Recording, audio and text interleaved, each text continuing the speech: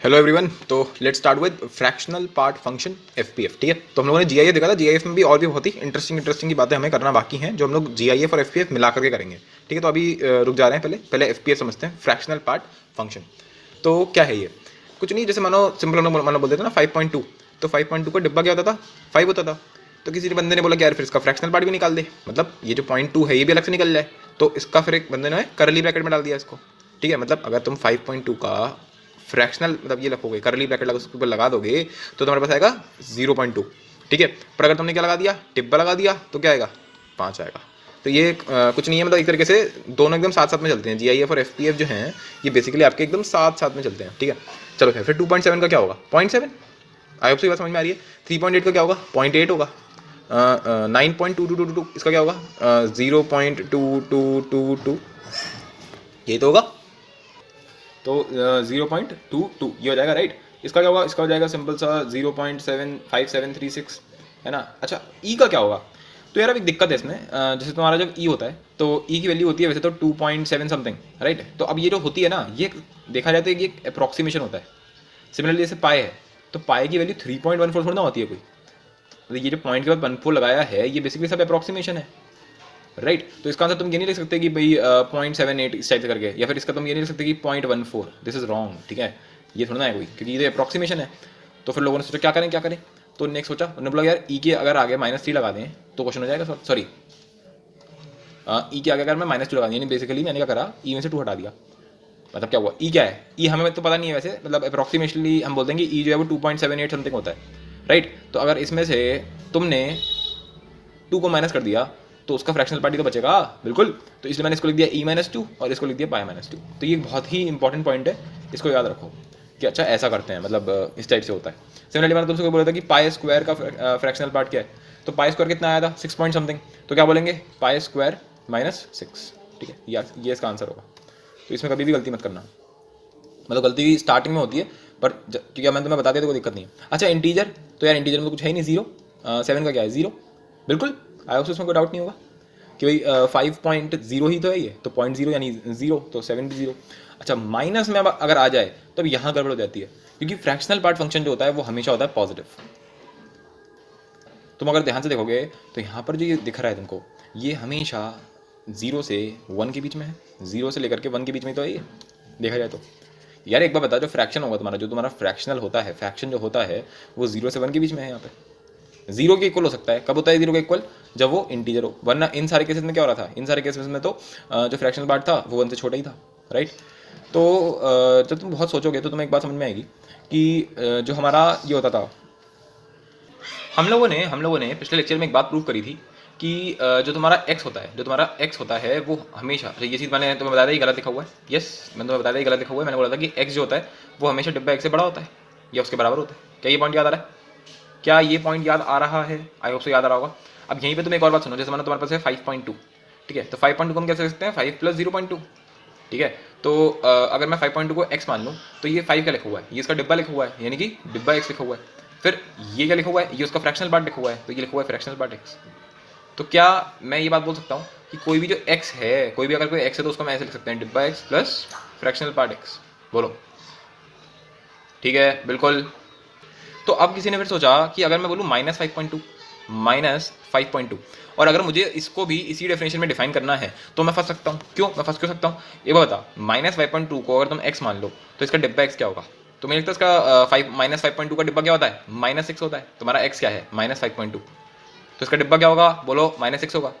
अब यहाँ तो हम फंस गए, क्योंकि -5.2 को अगर तुमने लिख दिया -6, तो यहाँ पे तो मुझे लगता है कुछ पॉजिटिव हमें प्लस करना पड़ेगा, हमें 0.8 इसमें प्लस करना पड़ेगा, तब जाके हमारा ये बनेगा।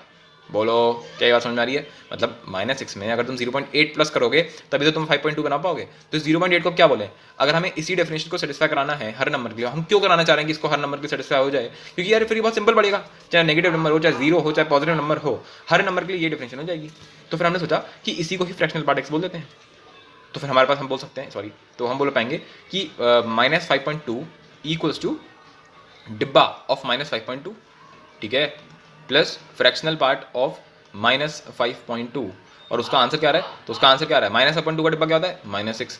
ये क्या होता है? ये होता है +0.8, और तुम्हारा आंसर क्या आ जाएगा? -5.2।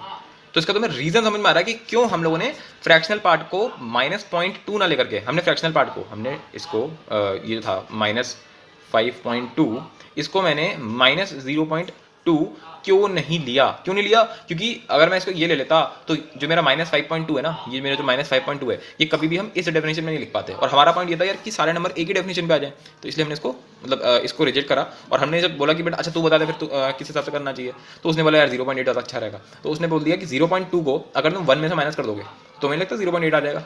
बिल्कुल, तो यही तुम्हारा आंसर है। तो अब इसको हम कैसे समझेंगे? तो इसको एग्जाम्पल समझते हैं। जैसे -2.7 है, तो 0.7 को यहाँ से माइनस कर दिया, 1 में से 0.7 घटा दो, क्या मिल जाएगा? 0.3। यही इसका आंसर है। तो क्या आंसर हो जाएगा इसका? 0.3। तो हमेशा इससे हमें एक बात और समझ में आ गई, जस्ट बिकॉज क्योंकि हम लोगों को वो काम करना है कि जो ये जो होता है ये वाला बंदा जो है ये हमेशा पॉजिटिव होता है, या तो पॉजिटिव होता है या फिर 0 से बड़ा होता है। और जस्ट बिकॉज क्योंकि एक पॉइंट है यानी फ्रैक्शनल है, बेसिकली डेसिमल वैल्यू है, तो हमेशा 1 से छोटा होता है। तो ये एक बहुत ही इंपॉर्टेंट पॉइंट तुम्हें यहाँ मिल गया था। चलो खैर, अब तो आगे बढ़ते हैं। तो -3.8 का क्या होगा? अब तो जल्दी जल्दी बोल सकते हो, 0.2। अच्छा, इसका आंसर क्या आएगा? इसका आंसर आएगा 1 - 0.2222। तो ये कर सकते हो, ये आंसर आएगा इसका। ठीक है, इसका आंसर क्या आएगा? 1 - 0.5736, राइट। तो इसको अगर सॉल्व करा जाए तो क्या आएगा? मतलब कर लेना अपने आप। -e, अब यहाँ के बच्चे कंफ्यूज हो जाते हैं -e का क्या होगा। तो यार मुझे बता, -e का डिब्बा क्या होता है? मैं तो सीधे बोलता हूँ कुछ भूल जाओ, जैसे ही तुम भूल जाओ ना कि क्या चल रहा है, तो बेसिक पे चले जाओ। हमें समझ में आ चुका है कि x क्या होता है। x होता है डिब्बा x plus fractional part x। तो भाई अगर -e ले लूँ तो -e का डिब्बा क्या होता था? -e क्या होता है? -e होता है -3.4, तो इसका डिब्बा क्या होगा? -4 होगा। ठीक है, यहाँ पे आएगा fractional part of e, right. तो अब बताओ कैसे हम लोग इस चीज़ को समझेंगे कि कैसे हम -e का निकालें, बोलो। तो तुम्हें नहीं लगता कि जो भी इसका फ्रैक्शनल पार्ट है, मतलब जो इसका, एक बार बताओ, जब 2.7 था तो 2.7 का क्या आंसर आता था? 0.7। पर यहाँ पे आंसर क्या आ रहा है? 0.3। तो हम क्या कर रहे हैं? बेसिकली हम 1 में से माइनस कर दे रहे हैं इसको, बोलो। मतलब यार 2.7 का जो फ्रैक्शनल पार्ट आया है 0.7, उसको तुमने 1 में से माइनस कर दिया तो तुम्हें 0.3 मिला है ना, तभी तो तुमने -2.7 निकाला। सिमिलरली तुमने -e के लिए सोचा, -e के लिए क्या सोचा तुमने? -e के लिए मैंने ये सोचा कि -e का अगर e बना लें तो e का फ्रैक्शनल पार्ट क्या आता है? e -2। तो इसको 1 में से घटा लिया, जैसे हमने इस वाले के लिए 0.3 1 में से घटाया था, इसको 0. ऐसे किया था हमने 1 - 0.7। तो यहाँ पर भी ये क्या 1 - e -2, राइट। ये क्या हो जाएगा? यही फ्रैक्शनल पार्ट हो जाएगा इस बंदे का। तो क्या आंसर आएगा तुम्हारे पास सीधे सीधे? तो वही सीधे सीधे आ जाएगा 1 - e और ये, तो क्या आ जाएगा? 1 - e + 2, यानी कि 3 - e। This is the answer. ठीक है, सिमिलरली -π का बताओ। तो भाई अगर पाई का क्या है? पाई -2 है, तो 1 - π - 2 क्या आएगा, बोलो। तुम्हारे पास क्या आंसर आ जाएगा? तुम्हारे पास आ जाएगा 3 - π। अच्छा, मैंने यहाँ पर भी गलत कर दिया था जल्दी जल्दी में, ये यहाँ पे π -3 होगा, यहाँ पे π -3 होगा। ठीक है, अगर यहाँ पे π -3 होगा तो यहाँ पर भी π -3 होगा, यहाँ पे π -3 होगा तो यहाँ पे आएगा 4 - π। अच्छा, -5 का बोलो। -5 का क्या होगा? 0। यहाँ पे -5 तो इंटीजर है यार, उसमें तो कोई दिक्कत ही नहीं है। -7 का क्या होगा? 0 होगा। तो आई होप तुम्हें बात मेरी समझ में आ गई है। तो 2.7 को हमने क्या लिखा? 2 + 0.7, तो 2.7 क्या हो गया? इसका डिब्बा। तो मैंने इसको मतलब एक तरीके से फॉर्मेलिटी से लिख दिया है, बिल्कुल अच्छे से, जैसे कि तुम्हें ये चीज़ें याद रहें कि हम किसी भी x को डिब्बा x plus fraction part x से लिख सकते हैं। बल्कि उल्टा चल रहा है यहाँ पे, सोचो मैंने तुम्हें पहले समझाया और फिर मैं तुम्हें यहाँ पे लेकर आया, पर तुम्हें मनी मन पता है कि पहले ये बात निकाली गई थी और फिर उसके बाद उसके बेसिस पे फ्रैक्शनल पार्ट x को डिफाइन किया गया है, देखा जाए तो। खैर, तो इससे हमें एक और बात समझ में आ गई थी कि जो हमारा फ्रैक्शनल पार्ट x है वो 0 से 1 के बीच में होगा, जहाँ पे 0 पे क्लोज है। ठीक है, ऐसे। अच्छा, एक सेकेंड, 1 पे क्लोज नहीं होगा। ठीक है, अच्छा, अब x जो है वो डिब्बा x से बड़ा होता है, तो x माइनस डिब्बा x जो होगा वो इससे बड़ा होगा। तो ये इसने बेसिकली यहाँ पे सिंपल से प्रूफ किया है, तो इसको यहाँ पे लिखने की ऐसी कुछ कोई ज़रूरत नहीं है, फिलहाल हटाओ इसको। ठीक है, हम आप सीधे और कुछ चीज़ों से बढ़ते हैं। तो ये कुछ क्वेश्चंस लिखूंगा, इनको सॉल्व करने की कोशिश करते हैं। ठीक है, तो अगर फ्रैक्शनल पार्ट x जो है वो 0 है, तो ये तुमसे क्या बोल रहा है? ये चिल्ला चिल्ला के बोल रहा है कि x क्या है? x एक इंटीजर है। अबे इंटीजर जो होता है तभी उसका जो फ्रैक्शनल पार्ट लोगे तो उसका आंसर हमेशा क्या आएगा? 0 आएगा। अगर उसने ये बोल दिया ना कि फ्रैक्शनल पार्ट x जो है वो 0 के बराबर नहीं है, तो वो ये बोलना चाह रहा है कि जो x है वो इंटीजर नहीं है, बस। तो ये बहुत ही अच्छा तरीका है, सोच के देखो। अगर उसे ये बोलना है कि x इज अ इंटीजर, ठीक है, मान लो उसे सिंपल से क्वेश्चन में ये बोलना है कि x इज अ इंटीजर, तो वो क्वेश्चन में ये ना दे करके वो तुम्हें ये दे देगा। तो बच्चे को इतने से समझ में आना चाहिए कि x जो है वो एक इंटीजर है। ठीक है, तो ये अच्छे तरीके होते हैं, बहुत ही एडवांस लेवल के तरीके होते हैं ये सिंपल सी बातों को फंसाने के। खैर, अब उसने बोला है फ्रैक्शनल पार्ट x जो है वो 8 के बराबर है।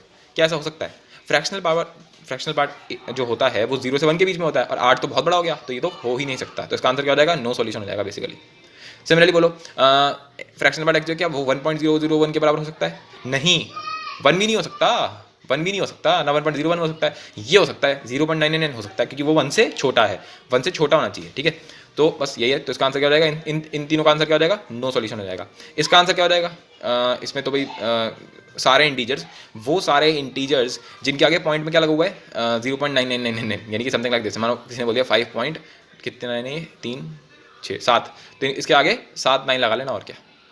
कोई बोलेगा 5 ही क्यों लिया, तो 5 मत लो, तो ऐसा कर लो, यहाँ पे लिख लो P.9999 और बोल सकते हो कि P belongs to a integer. क्या ये बात समझ में आई? P.999 ले लिया, अब P की जगह तुम कुछ भी लगाते रहो बस। जैसे तुम इसका फ्रैक्शनल पार्ट x लोगे तो क्या आएगा तुम्हारे पास, 0.99 ये आ जाएगा, ठीक है। तो इसका आंसर क्या हो गया, P.9999 जो भी है, और P बिलोंग्स टू I, ठीक। अच्छा, अब उसने बोला 1.2, हाँ ये भी इंटरेस्टिंग वो है और काफ़ी सिंपल सी बात है। 1.2 का क्या होता है 0.2, 2.2 का क्या होता है 0.2, 3.2 का क्या होता है 0.2, 5.2 का क्या होता है 0.2, 10.2 का क्या होता है 0.2। मैं क्या बोलना चाह रहा हूँ, मैं यहाँ पे ये बोलना चाह रहा हूँ कि जब तुम उसका ग्राफ सोचोगे ना, तो इतनी सारी वैल्यूज़ के लिए सेम आंसर आ रहा है 0.2 0.2 0.2, समझ में आ रही है बात। तो इस चीज़ को दिमाग में रखा कि हाँ फ्रैक्शनल पार्ट ऐसा एक फंक्शन है जिसके लिए अगर हम अलग अलग एक्स डालेंगे तो बहुत सारा सेम आंसर आ सकता है। जैसे इसका आंसर भी क्या आएगा 0.2 ही आएगा, क्यों आएगी भाई, 201987654.2। तो फ्रैक्शनल पार्ट को तो फर्क ही नहीं पड़ा तुमने यहाँ क्या लगा रखा है, वो तो बस ये देखेगा भैया पॉइंट के बाद क्या है, और वो तुम्हारा आंसर हो जाएगा अगर पॉजिटिव मानी चल रही है तो। खैर, तो इससे मैं एक और चीज़ समझाना चाह रहा था तुमको कि x plus n equals to fractional part x। उससे फर्क नहीं पड़ता कि तुमने कौन सा इंटीजर जोड़ा यार, एक बार बताओ, अच्छा एक बार बताओ। 2.2 अभी हम लोगों ने देखा कि 2.2 का फ्रैक्शनल पार्ट क्या होता है, भाई हमने बोला 0.2 होता है, इसमें 1 जोड़ दो अंदर ही अंदर, 2.2 में 1 जोड़ दो, तो क्या आंसर आएगा 3.2। 3.2 का फ्रैक्शनल पार्ट क्या हुआ 0.2, मतलब क्या हुआ, उससे फर्क ही नहीं पड़ा तुमने क्या जोड़ा उसमें। अगर तुम इसमें 2 जोड़ दोगे तो यहाँ 4.2 हो जाएगा, लेकिन आंसर तो अभी भी 0.2 ही आएगा, यानी उसको फर्क ही नहीं पड़ा तुमने क्या जोड़ा उसको, मतलब ऑब्वियसली इंटीजर जोड़ा तुमने। तो अगर तुमने इंटीजर जोड़ा है तो फ्रैक्शनल पार्ट x जो होता है वो इंटीजर को खा जाता है, समझ गया ना, खा जाता है, वो तो बाहर निकाल देता है, GIF जो होता है वो इंटीजर को बाहर निकाल देता है, और ये बंदा खा जाता है। तो अगर x प्लस एन लिखा हुआ है फ्रैक्शनल पार्ट के अंदर, तो तुम सीधे बोलोगे x, जहाँ पे n क्या है, n तुम्हारा फ्रैक्शनल पार्ट वो है, क्या कहते हैं, इंटीजर है, तो ये बात एकदम सही है, और क्या। अच्छा, अब किसी ने तुमसे बोल दिया कि फ्रैक्शनल पार्ट जो है ना वो तो ग्रेटर देन 0 होता है, वो तो ग्रेटर देन 0 होता है, तो बच्चा बोलेगा अरे क्या पागल बना रहे हो ये तो अपने को आता ही है, ये क्या बेवकूफ़ बना रहे हो बेटा, वो तुमसे भी ज़्यादा इंटेलिजेंट है, वो ये बोलना ही नहीं चाह रहा है। वो बोल रहा है अगर तुम्हें ध्यान हो, अगर तुमने ध्यान से देखा है तो फ्रैक्शनल पार्ट x जो होता है वो 0 से या तो बड़ा होता है या 0 के बराबर होता है, राइट। उसे पता है कि तुम प्रिपरेशन करके आए हो, इतना तो वो भी मान के चल रहा है तुम प्रिपरेशन करके आए हो। वो यहाँ पे ये बोलना चाह रहा है कि भाई देख मैंने सिर्फ ग्रेटर देन लगाया है, मैंने ग्रेटर देन इक्वल्स टू नहीं लगाया, यानी वो यहाँ से भी यही बोलना चाह रहा है कि जो फ्रैक्शनल पार्ट x है ना वो 0 नहीं है। जैसे कोई तुमसे बोलेगा कि फ्रैक्शनल पार्ट x जो है वो 0 से बड़ा है, वो ये बोलना चाह रहा है कि फ्रैक्शनल पार्ट x जो है वो 0 नहीं है, यानी कि वो ये बोलना चाह रहा है कि x जो है वो इंटीजर नहीं है। अब तुम बताओ, अगर उस क्वेश्चन को कभी भी किसी, मतलब हो सकता है कि वो क्वेश्चन हो ही ना थ्योरी ऑफ इक्वेशन या किसी का भी, किसी अलग ही चैप्टर का क्वेश्चन हो, और उसे बस उस क्वेश्चन में इतनी सी जरूरत पड़ रही है कि x जो है वो मेरा इंटीजर नहीं है, उसे इतनी बार बोलनी है, तो वो कैसे बोलेगा, वो ऐसे बोल के चला जाएगा, और तुम सोचते रह जाओगे ये यहाँ पे ये फ्रैक्शनल पार्ट x कर क्या रहा है यहाँ पे, इसकी तो कोई जरूरत ही नहीं होती, ये कहाँ से आ गया, क्या मैं सोचूं इसके बारे में, ठीक है। तो ये चीज़ें ना एडवांस लेवल की चीज़ें आती हैं, इसलिए मैं बोलता हूँ कि सारा दोष बच्चे का नहीं होता है कि मुझसे क्वेश्चन सॉल्व नहीं हो रहे हैं, तो मैं एडवांस लेवल की चीज़ें टीचर ही पढ़ाता है, और उसी से बनता है। मेरा मानना था ये 70% 80% काम तो टीचर करता है, अगर टीचर ही बेकार है तो करते रहो फिर। और ये जब तुम उसमें आओगे ना किसी भी कोचिंग वोचिंग में, तो वो तुम्हें गिराते रहेंगे पूरे टाइम, बोलेंगे टीचर तो कैसा भी हो जाए वो तो हमेशा अच्छा ही होता है, बस बच्चे की गलती होती है, बच्चा मेहनत नहीं कर रहा है। मैंने तुम्हारी ऐसी की तैसी। खैर f0 यहाँ पे fx को डिफाइन कर देते हैं, fx क्या तुम्हारा सिंपल फ्रैक्शनल पार्ट x है, और क्या। तो अगर तुमने 0 डाल दिया यहाँ पे तो क्या आएगा 0 ही आ जाएगा, और क्या आएगा, 1 डालोगे तो 1 आएगा, 2 डालोगे तो 2 आएगा, है ना, मतलब अच्छा सॉरी जब 1 डालोगे तब भी 0 आएगा, 2 डालोगे तब भी 0 आएगा, ये बात तो समझ में आ रही होगी ना, 0 0 0, क्योंकि सब क्या आएंगे, सबके सब इंटीजर हैं, और नेगेटिव में डालोगे तब भी 0 आएगा, 0 0 0 0। आई होप सही बात समझ में आ रही है। तो यानी कि -1 में तुम्हारा आंसर क्या है 0, 0 पे तुम्हारा आंसर क्या है 0 ही है सब, 1 पे भी आंसर क्या है 0, 2 पे भी आंसर क्या है 0। तो ये तो बात समझ में आ ही रही थी कि कभी भी अगर x बिलोंग्स टू इंटीजर होता है तो फ्रैक्शनल पार्ट x का आंसर क्या हो जाता है 0 हो जाता है, ठीक है। तो इसको उल्टा भी पूछ सकता हूँ मैं, मतलब उल्टा क्या, मतलब पूछ चुका तुमसे कि अगर ये दिया हुआ है तो तुम्हारा आंसर होगा ये। खैर, तो हमारे पास समझ में आ रहा है कि यहाँ पे मैं जानबूझ के ऐसी डॉट्स बना रहा हूँ। डॉट का क्या मतलब है कि -4 पे क्या आंसर है 0 है, ठीक है, 4 पे भी आंसर है ये, और ये इन्फिनिट तक जाएगा दोनों तरफ से, है ना। जितने भी इंटीजर हैं पूरी दुनिया में, जितने भी इंटीजर हैं, इन्फिनिट इंटीजर्स हैं, वो सबके सबका आंसर क्या होगा 0 होगा फ्रैक्शनल पार्ट के लिए। तो आई होप इतनी सिंपल सी बात तो तुम्हें समझ में आ रही थी, है ना। अच्छा, अब पॉइंट की तरफ बढ़ते हैं।